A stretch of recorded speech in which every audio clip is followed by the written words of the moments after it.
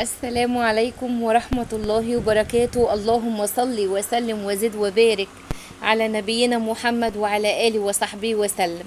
ازيكم يا احلى اخوات في العالم كله؟ عاملين ايه؟ وحشتوني.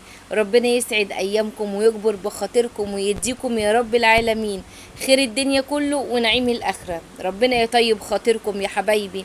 النهارده بقى فيديو جديد وروتين جديد وشمس يوم جديدة، ويلا بينا نسمي الله ونصلي على الرسول ونشوف نانسي هتعمل ايه. الفيديو النهارده برعاية نانسي بنتي، ربنا يحفظها ويكرمها ويوفقها يا رب ويكتب لها الخير كله مطرح ما تحط رجليها.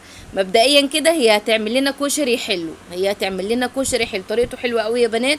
وعايزه اقول لكم ان كان طعمه حكايه وخطواته سهله وبسيطه. فانا قلت لها ممكن يا نانسي استاذنك وانت بتعمليه اصورك وانزل الطريقه بقى لاخواتي وحبايبي المتابعين. قالت لي خلاص يا ماما تمام. بصوا بقى هي عملت ايه. انا كان عندي قطعه كنافه في الفريزر، نزلتها لها. هي قالت لي ماما انا عايزاها ايه متجمده كده، تمام. وعندي لفه جلاش برضو كان في الفريزر، نزلت الاتنين بصراحه. يعني احنا ايه، هي قالت لي ماما نعمل تحليه حلوه كده سهله وبسيطه، كشري حلو بطريقه حلوه قوي يا بنات وبامكانيات موجوده عندنا في البيت. يعني مش هننزل نشتري حاجه من بره. انا معايا كيس كاستر فانيليا. عايزه اقول لكم ان كيس كاستر الفانيليا ده مش غالي خالص يا بنات، وحلو قوي وطعمه حلو قوي وبيدي كثافه حلوه وطعم حلو في الطبقات بصراحه.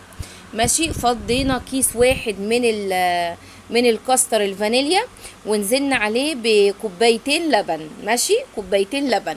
وحطينا السكر لو انتي مش عايزه، يعني السكر ده بيكون حسب الرغبه. ماشي، هي نانسي ظبطت السكر يعني ايه كطلبنا احنا، فانت حطي السكر على قد ما انت ايه بتحبيه، يعني ده حسب رغبتك انت.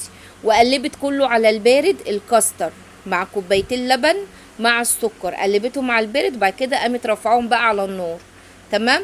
افضلي قلبي فيه بقى كده لغايه ما ياخد القوام المظبوط. والله العظيم يا بنات لو جربتي طريقه الكشري الحلو ده خطيره جدا جدا والله. وما تنسوش تقولوا في الكومنتات رايكم بامانه ودعوه حلوه لنانسي. يعني انا هستنى جبر الخاطر منكم. طبعا انا عمري ما قصدتكم في حاجه وانتوا بصراحه قصرتوا. بسم الله ما شاء الله عليكم ونعمه الاخوات ونعمه المتابعين، وكلكم فوق راسي والله العظيم، كلكم فوق راسي وبحبكم قوي، يعني قوي قوي قوي كمان.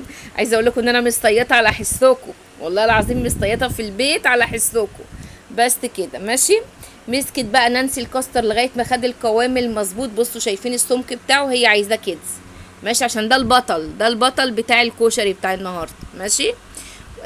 طبعا بقى هي مسكت لفه الجلاش قطعتها كلها، هي كانت مجمده قطعتها كلها. ومسكت الكنافه فرولتها من بعض كسرتها لان هي برضو كانت في الفريزر. وده القوام بتاع الكاستر، طريقته سهله، هنعمله ونركنه على جنب. تمام. هي عملته. بصوا استوى ازاي. لازم عشان تتاكدي، عشان البنات اللي لسه بتتعلم تتاكدي ان الكاستر استوى لما يطلع فقاقيع كده من الجناب. تمام. شايفين هي بتوريكم القوام بتاعه. وانا من موقعي هذا يا نانسي بقولك تسلم ايدك واحلى لايك عشانك يا نونا. ربنا يا نانسي يرضيكي ويرضيكي ويرضى عنك. وبحبك يا نانسي قد الدنيا كلها. انتي واخواتك بحبكوا قوي والله العظيم. يمكن انا مش بقعد اقول لكم كتير وبقعد ازعق فيكم، بس والله العظيم يا نانسي بحبكوا قد العيله. وماليش الا انتوا زرعتي بعد ربنا، انتوا زرعتي. ربنا يا حبايبي يفرح قلبي بيكوا ويسعدكوا ويكرم خطاكوا ويسدد خطاكوا مطرح ما تحطوا رجليكوا، راضي عنكم من هنا للسما. ربنا يا رب يرضيكوا ويرضيكوا ويرضى عنكم. بحبكوا قوي يا ولادي والله. يمكن ما بقعدش يا جماعه اتكلم معاهم كتير اقول لهم كده طول الوقت ايه، لا في الاحسن في الاشطر، لا نشتغل على نفسينا، لا يعني ايه بحفز اكتر. بس ممكن ما اكونش بقول كلام حلو كتير، يعني ايه بقيت عصبيه. عارفين يا بنات انا بقيت عصبيه قوي والله بسبب السكر برضو والضغوط، بقيت عصبيه قوي. ماشي. خلينا طب نشوف نانسي عملت ايه عشان انا هخرج عن النص.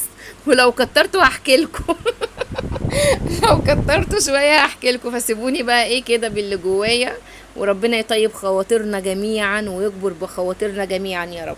بصوا حبايب قلب ام مازن انا عملت ايه. انا نانسي عملت ايه.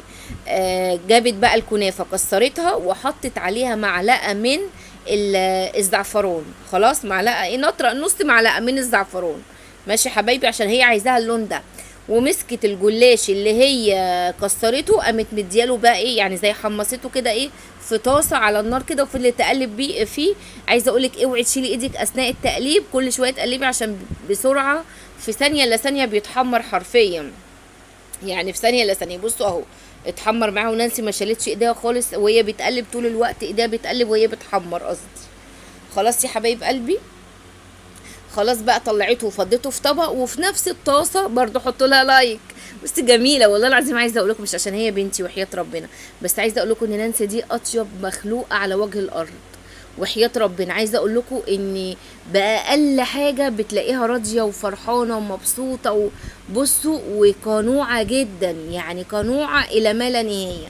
اللهم لك الحمد. انا زارعه في ولادي كلهم قصه الرضا والقناعه دي والله العظيم يا بنات، من وهم صغيرين، من وهم صغيرين وانا معلماهم ومعوداهم برضو ان احنا في كل حاجه الحمد لله، في كل حاجة، في السراء الحمد لله، في الضراء الحمد لله. أكيد ربنا ليه حكمة، أكيد ربنا شايف الصح، أكيد اختيار ربنا الأحسن. دايما دايما بزرع كل الكلام ده في ولادي والله العظيم، وطول الوقت بذكرهم وبذكر نفسي، يعني أنا بذكرهم وبذكر نفسي. عارفة لما تكوني واخدة ولادك من كومك في صفك، دي بالدنيا وما فيها والله العظيم، بالدنيا وما فيها. عارفة لما تربي صح، اقسم بالله العظيم دي بالدنيا وما فيها. لما تربي صح في وسط زمن ربنا يعين كل واحد على حاله، الاخلاق تقريبا بقت شبه منعدمه. الله اعلم ايه اللي حصل في الناس، مش عارفه بجد. الناس نفوسها بقت مريضه الى ابعد الحدود. يا رب يكفيكوا ويكفينا شر القلوب المريضه والقلوب الخبيثه، قادر كريم يا رب. ويسخر لولادي يا رب الطيبين في طريقهم، وولادكم وولاد العالمين ربنا يسخر لكم يا رب الطيبين في طريقكم. والله العظيم يا بنات، يعني الواحد بيربي يعني بصوا وزارع كل حاجة حلوة بفضل ربنا. دي مش ان انا شاطرة وكده، لا لا، ده كرم ربنا عليا ان هو وفقني لكده، ده كرم ربنا عليا. بس الواحد بيخاف من العالم الخارجي، العالم الخارجي بره بشع الى ابعد الحدود. فدايما خدي ولادك من كومك وصاحبيهم واسمعي، كوني مستمعة جيدة لولادك، كوني فضي نفسك كده واسمعي لهم كويس قوي. اوقات بيجي عليا اقول لهم هام يلا ننجز ماشي، بس برضو لا، لازم اسمع كويس، لازم اعرف مضمون الكلام ايه وادي نصيحتي ولو انا مش عارفة. لاني برضو انا خدوا بالكم برضو مش الشطورة الجميلة اللي انتوا فاكرينها كده، انا بغرق في شبر مية. فبيبقى مين المنقذ بقى في اللحظة دي؟ ابو مازن ربنا يراضيه ويرضيه ويرضى عنه. بصوا بقى، حطت طبقة جلاش، طبقة كاستر، طبقة كنافة. ودوقي بقى، ولو في بقى شويه مكسرات من على الوش حطوا لها لايك بقى، امان عليكم. نانسي تستحق مليون لايك. تسلم ايدك يا نانسي يا حبيبه ماما، انتي واخواتك احلى سقفه، فرحانه. واخر كلامي ان الحمد لله رب العالمين.